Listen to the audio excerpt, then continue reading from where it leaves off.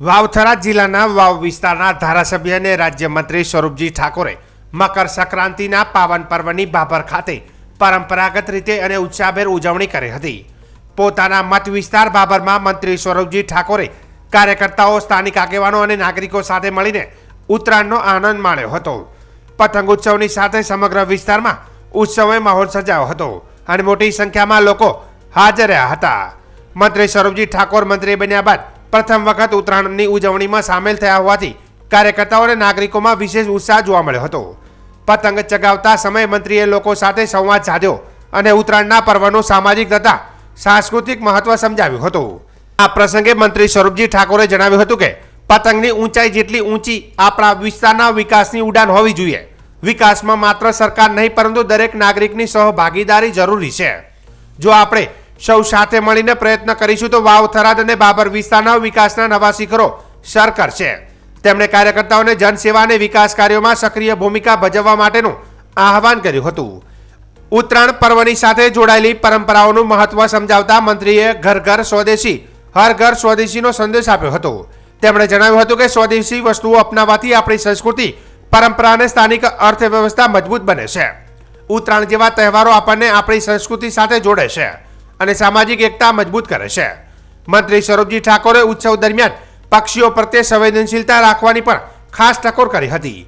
તેમણે નાગરિકોને અપીલ કરી હતી કે પતંગ ઉડાડતી વખતે સુરક્ષિત દોરીનો ઉપયોગ કરવામાં આવે અને સાંજના સમયે પક્ષીઓને નુકસાન ન થાય તે માટે ખાસ કાળજી લેવાય. સાથે જ પક્ષીઓ માટે પાણી અને દાણા મૂકવાની પણ અપીલ કરી હતી. આ સમગ્ર ઉજવણી દરમિયાન મંત્રીએ કાર્યકર્તા અને નાગરિકોને મળીને ઉત્તરાયણનો આનંદ માણ્યો હતો. પરંપરા, ઉત્સાહ અને સામૂહિક ઉજવણી સાથે બાબર ખાતે મકર સંક્રાંતિનો તહેવાર યાદગાર બન્યો હતો. ઉત્તરાયણના પર્વ દિવસે બાબર તાલુકા અને શહેર ટીમ સાથે આજે ડૉક્ટર નરેશભાઈને ત્યાં આજે આ પર્વ મનાવી રહ્યા છીએ અને ઉત્તરાયણના દિવસે આવો આપણે સૌ સાથે મળી જેમ પતંગ ચકાવીએ છીએ અને પતંગને ઊંચી ઊંચાઈએ જવા માટે આપણે ઢીલ મૂકીએ છીએ, એ રીતે જીવનમાં પણ ઢીલ મૂકી અને ઊંચાઈએ જે આકાશની અંદર પતંગ ચૂમતો હોય એ રીતે આપણે પણ સૌ આકાશની પતંગની જેમ ઊંચાઈએ જઈએ અને વિકાસ તરફ વળીએ. જે વિકાસનો પવન ફૂંકાય છે એ રીતે આજે વિકાસના પવન સાથે આ પતંગની ઉજવણી કરીએ. કોઈ પક્ષી ને પણ ન નડે એ રીતે આપણે આ ઉજવણી કરીએ અને સાથે સૌ લોકો આજે કાર્યકર્તાઓ મળ્યા છે.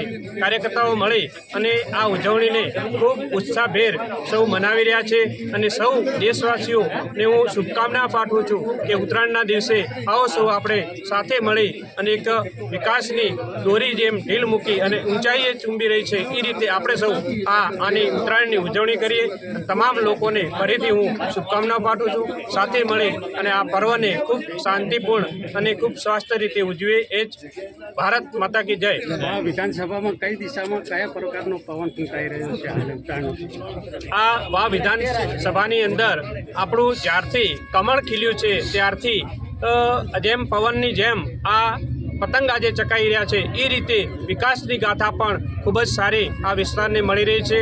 કારણ કે આ વિસ્તાર વિકાસથી વંચિત એવો વિસ્તારને જો રોજે રોજ કોઈ જગ્યાએ એવું નથી, કોઈ ગામમાં એવું નથી કે કામ વિકાસ ન થતો હોય અને પ્રજાએ જે ચૂંટીને મૂક્યા છે, પ્રજાએ જે નિર્ણય સારો લીધો છે એ પ્રજાને જ કામ આવે છે અને આ વિસ્તારને ખૂબ જ વિકાસના કામો મળી રહ્યા છે અને આવનારા સમયમાં પણ અહીં જે પણ વિકાસની જરૂરિયાત છે એ જરૂરિયાતો તમામ પૂરી કરશું. અને ખૂબ જ આપણે આ સરકારને હું અભિનંદન આપું છું, નરેન્દ્રભાઈ મોદી સાહેબને અભિનંદન આપું છું કે આ વિકાસની ગાથાને ખૂબ આગળ લઈ જઈ રહ્યા છે. એની સાથે આપણે સૌ સાથે જોડાઈ અને જે મોદી સાહેબનું સપનું છે કે ઘર ઘર સ્વદેશી, હર ઘર સ્વદેશી, એ નારાને, સપનાને પૂરું કરી અને આવો આપણે સૌ સાથે મળી અને સ્વદેશી અપનાવીએ. એ જ સાથે આ ઉત્તરાયણની પર્વની સૌ શુભકામનાઓ પાઠવું